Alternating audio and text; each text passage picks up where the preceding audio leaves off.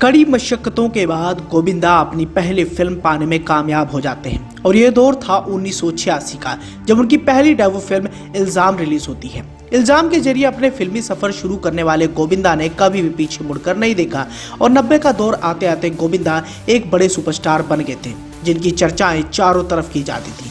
गोविंदा बॉलीवुड के एकमात्र ऐसे अभिनेताओं में से एक रहे हैं जो करीब एक दिन में करीब 6 से 7 फिल्मों की शूटिंग एक साथ किया करते थे और उस समय तमाम निर्माता व निर्देशकों के बीच में गोविंदा की बहुत ज़्यादा डिमांड भी हुआ करती थी।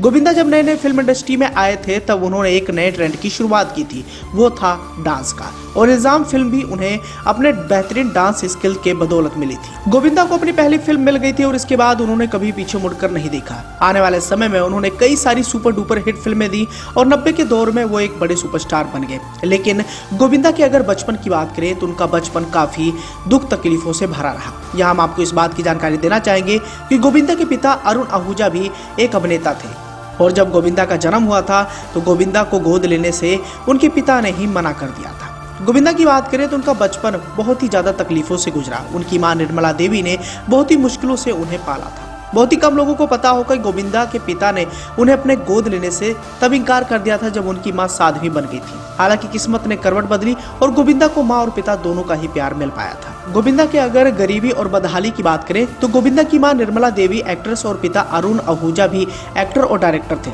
लेकिन कई फिल्में फ्लॉप होने से उनके परिवार में गरीबी के बादल छा गए थे। ऐसे में उनकी मां ने एक बड़ा फैसला ले लिया। गोविंदा की मां फिर साध्वी बन गई थी और सात्विक जीवन के लिए अपने पति से अलग रहने लगी थी, लेकिन इसी बीच उन्हें अपनी प्रेगनेंसी का पता चला था और गोविंदा ने टीवी शो आपकी अदालत में बताया था कि उनकी मां साध्वी बन चुकी थी। तब उनके होने की जानकारी उनकी मां को हुई थी। गोविंदा ने इस दौरान ये भी बताया था कि उनके जन्म के बाद मां ने जब उन्हें उनके पिता को गोद देना चाहा तो उनके पिता ने इनकार कर दिया था। हालांकि गोविंदा ने इस दौरान ये भी बताया था कि शुरुआत के कई महीने वह उन्हें गोद में भी नहीं उठाते थे, क्योंकि उन्हें लगता था कि उनके ही कारण उनकी मां ने संन्यास लिया था। लेकिन लोगों के समझाने बुझाने और पुत्र की मौत से वो ज्यादा दिन उनसे दूर न रह सके और अपने पास ले आए और उनका बेहतरीन पालन पोषण किया था। हालांकि इसी शो के दौरान गोविंदा ने इस बात का भी जिक्र किया था कि उनकी मां ने कहा था कि अगर वो हीरो बनना चाहते हैं तो कम से कम 25 लाख गायत्री मंत्र का जाप करें। यहाँ पर हम आपको इस बात की जानकारी देना चाहेंगे कि गोविंदा कई बारी अपनी आस्था को भी लेकर काफी ज्यादा ट्रोल हो चुके हैं, लेकिन सबके बावजूद गोविंदा अपनी आस्था कभी भी नहीं भूलते हैं। गोविंदा ने बहुत ज्यादा गरीबी भरे दिन भी देखे थे, तभी तो उन्हें पैसों की कदर थी। गोविंदा के पिता अरुण आहूजा भले ही बॉलीवुड अभिनेता थे और डायरेक्टर थे, लेकिन एक समय ऐसा भी आया था जब उनका बंगला तक बेचने की नौबत आ गई थी। यहाँ हम आपको इस बात की जानकारी देना चाहेंगे कि गोविंदा के पिता अरुण आहूजा एक एक्टर थे और उन्होंने लगभग करीब 40 फिल्मों में काम किया था। बाद में उन्होंने एक फिल्म बनाने की सोची जो बुरी तरीके से फ्लॉप साबित हुई। इस फिल्म के लिए अरुण आहूजा ने सारे पैसे लगा दिए थे और जब ये फिल्म फ्लॉप हुई तो उन्हें भारी नुकसान भी झेलना पड़ा। गोविंदा ने सिमी ग्रेवाल के एक शो में बताया था कि कार्टर रोड पर उनका बंगला था जिसे उनके पिता को बेचना पड़ा और परिवार को किसी और जगह शिफ्ट होना पड़ा था।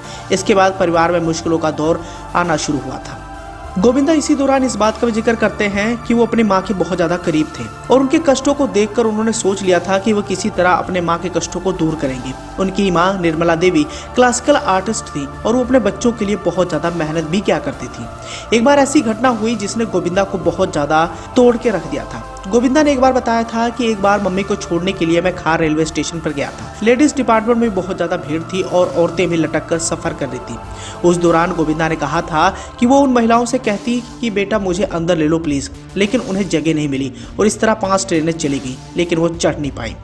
तो मम्मी ने कहा कि हाँ मैं छूट गई, बड़ा कठिन हो गया है गोविंदा आजकल। मैं उनकी बात सुन रोने लगा और मैंने कहा कि आप 10 मिनट रुकिए यहीं।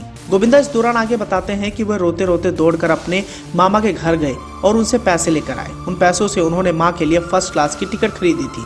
गोविंदा ने उस दौरान बताया था कि इस घटना के बाद से वो जिंदगी में बहुत ज्यादा जुनूनी हो गए थे और एक सफल अभिनेता बनने की उन्होंने राह पकड़ ली थी। अब बचपन में गोविंदा के साथ ये सब हो गया था और इन सब हालातों ने गोविंदा को बहुत ज़्यादा मजबूत कर दिया।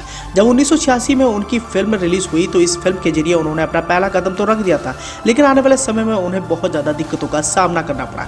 शुरुआत में गोविंदा अपने डांसिंग स्किल के बदौलत कई सारी फिल्में तो हासिल कर लिए थे, लेकिन जब उन्होंने कॉमेडी में अपना हाथ आजमाया तो यहाँ उन्हें अपार सफलता मिली और कॉमेडी के जरिए गोविंदा ने एक अलग ही छाप छोड़ी।